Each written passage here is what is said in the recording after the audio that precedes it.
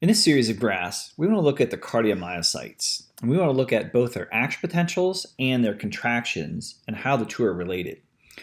Recall, the cardiomyocytes are the contractile cells of the heart, unlike the nodal cells, which are the stimulus-generating cells of the heart.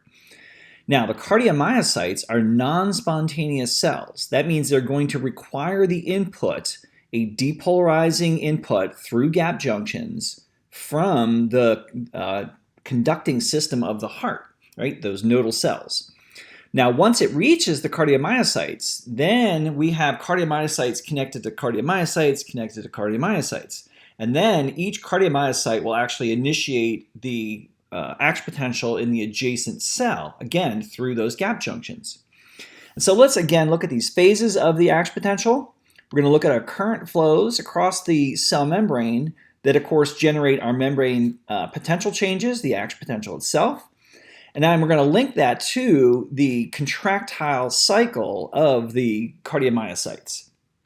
Now, when the cell is at rest in phase 4, our dominant ion flux is potassium, right? We have potassium leak channels. That potassium is leaving the cell and generating a very negative resting membrane potential. And these cells, important to note, these cells will sit here forever at this resting membrane potential if they were to not receive depolarizing current from adjacent cells through the gap junctions, right? And so this very initial segment of depolarization here is always due to current flow from an adjacent cell. That's going to reach threshold of a voltage-gated sodium channel. This is a fast sodium channel that allows very rapid depolarization of these cells. We then get this sort of transient potassium flux. Okay, so that brings us back down a little bit. That's not all that important. What then becomes very important, though, is our phase 2 of this action potential, which is the long plateau. This is a couple hundred milliseconds long, as you can see down here on our time scale. That is due to opposing potassium and calcium fluxes through separate voltage-gated channels. They both get activated at the same time. The potassium is leaving the cell and the calcium is entering the cell. Those two tend to cancel each other out, leaving us with this sort of flat line here, this plateau where membrane potential stays depolarized. That's an activated state for this cell. And as you can see, that during that depolarized phase, we are generating our cardiomyocyte tension. That's when the cell is contracting. You'll note, calcium is one of the ions entering the cell. Calcium is always the intracellular trigger for muscle contraction. And that is true in cardiac muscle as well. And so we're going to get calcium release from the sarcoplasmic reticulum, right? That's going to be induced by this calcium influx.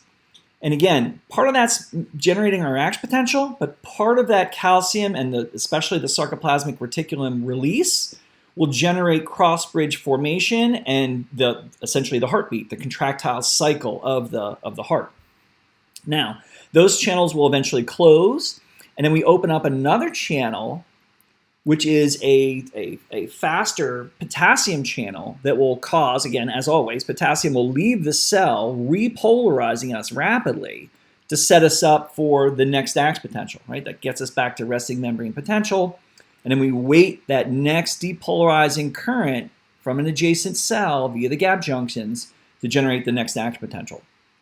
Now, one of the most important things about this prolonged action potential is the avoidance of wave summation or tetanus. We have this very long absolute refractory period. Remember, that's the period during which you cannot get another action potential because basically this one is already occurring, right? The channels are already activated and doing their thing. What that does is it allows the twitch to occur right down here, our tension development. This twitch occurs during the action potential. And notice when the action potential ends, so too does the twitch.